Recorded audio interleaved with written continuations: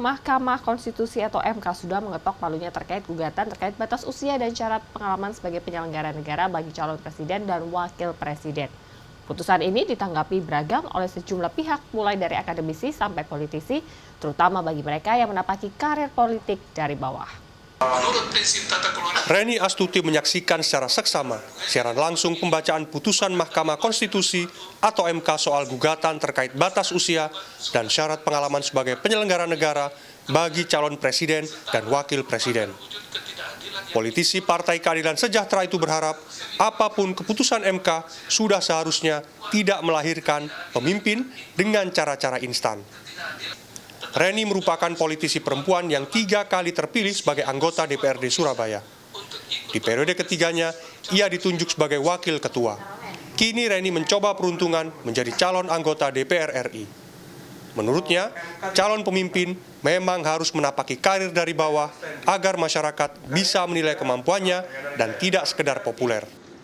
Memang partai politik perlu memberikan kesempatan kepada anak muda, tetapi kesempatan itu ada di mana? Ya, tentu ada di mana.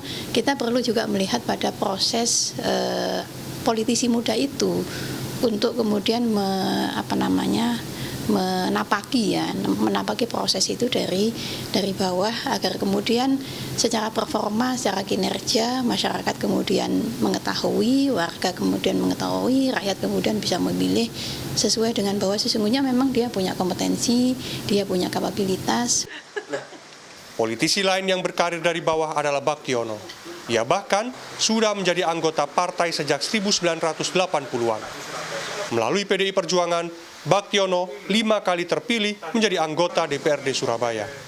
Baginya, tidak ada yang instan dalam meniti karir politik. Kalau saya lihat apa yang diputuskan oleh Mahkamah Konstitusi, ini hakim-hakimnya ada 9 hakim telah bijak melihat situasi dan kondisi, dan artinya apa? Dia juga menginginkan untuk generasi-generasi penerus bangsa ini tidak bisa diciptakan secara instan.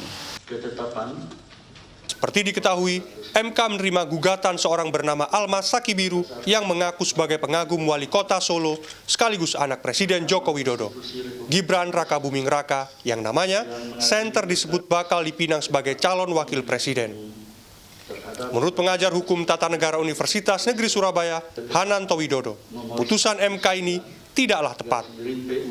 Menurutnya, dengan menambah frasa baru yakni atau berpengalaman sebagai kepala daerah, baik di tingkat provinsi maupun kabupaten kota, hal ini berarti MK menciptakan norma baru yang menjadi wewenang pembuat undang-undang.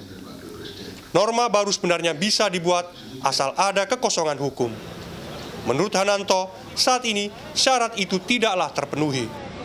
Tapi tentu harus dengan alasan yang tepat. Misalnya apa? Ada kekosongan hukum. Ya kan? Ada kekosongan hukum. Lah, kalau ini ditolak, maka ya tidak ada kekosongan hukum kan? Misalnya apa? Oh, ini merupakan kebijakan hukum terbuka dari pembentuk undang-undang. Selesai, tidak ada kekosongan hukum di sini. Kejanggalan lain, kata Hananto, penggugat tidak memiliki posisi hukum karena bukan yang mengalami kerugian konstitusional. Ia mencontohkan, seharusnya Gibran sendiri atau parpol yang bisa mengusung capres-cawapres yang bisa mengajukan gugatan tersebut. Miftah Farid, Andreas Wicaksono, Surabaya, Jawa Timur.